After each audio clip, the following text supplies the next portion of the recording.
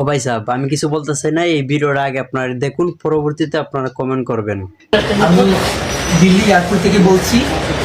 আমার সাথে যেসব ঘটনা হয়েছে এটা আমি বাংলাদেশে এসে প্রেস কনফারেন্স করে হয়তো আমাকে বলতে হবে, বাট আমি জানি না আমার সাথে অনেকগুলো অকারেন্স হয়েছে।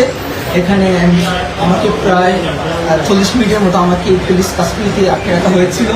আমাকে খুবই বাজে আমার সাথে অ্যাপ্রোচ করা হয়েছে এবং তারা আমাকে জেলে দিতে চেয়েছিল। আই ডোন্ট নো আমি কী করেছি, এবং আমি বারবার বলেছিলাম যে if I do any kind of illegal work আমার দেশের সাথে কন্ট্যাক্ট করেন, এম্বাসির সাথে কথা বলেন, আমার কান্ট্রি গভর্নমেন্টের সাথে কথা বলেন, বাট কেউ কিচ্ছু শোনে নাই। তারা আমার সাথে খুবই বাজে আচরণ করেছে। আমার 12:40 ফ্লাইট, আমি জানি ধরতে পারবো কিনা। এখন সাডেনলি আমাকে এখন রিলিজ করা হয়েছে এবং ইমার্জেন্সিতে আমাকে ইমিগ্রেশন দেওয়া হয়েছে। আমার 12:40 ফ্লাইট। আমি বাংলাদেশের মানুষকে বলবো যারা আমার জন্য টেনশন করেছেন, থ্যাংক ইউ এভরিওয়ান।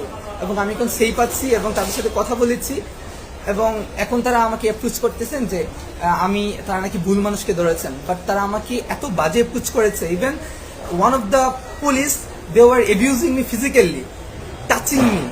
সো এগুলো আমি বাংলাদেশে এসে বলবো একজন ইন্টারন্যাশনাল প্যাসেঞ্জার কীভাবে করা উচিত কিনা।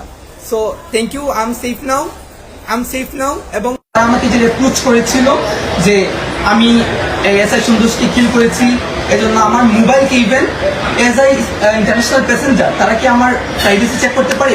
তারা ফোর্স করে তারা আমার ফোনকে আনলক করেছিল, আনলক করে আমার ফোন তারা চেক করেছে। And I will take action after coming to my country, ইনশাল্লাহ। এখন আমি দিল্লি এয়ারপোর্টে আছি, তারা ইমার্জেন্সি হচ্ছে, আমি জানি না কি হয়েছে। হয়তো আমার দেশ আমাকে সহযোগিতা করেছে, আমাকে তারা ইমিগ্রেশন করিয়েছে এবং বলেছে আমার জন্য ফ্লাইট ওয়েট করছে, তো আমি গেলে পর তারা কী করবে। তো থ্যাংক ইউ বাংলাদেশ। এবং আমার এডমিনদেরকে বলবো প্লিজ এটা কি ডাউনলোড করে যেন আমরা রাখি, কারণ আমি জানি না আমার সাথে কী হতে চলেছে। আমার 12:40 ফ্লাইট। আল্লাহ হাফেজ, বাংলাদেশে দেখা হবে ঢাকাতে।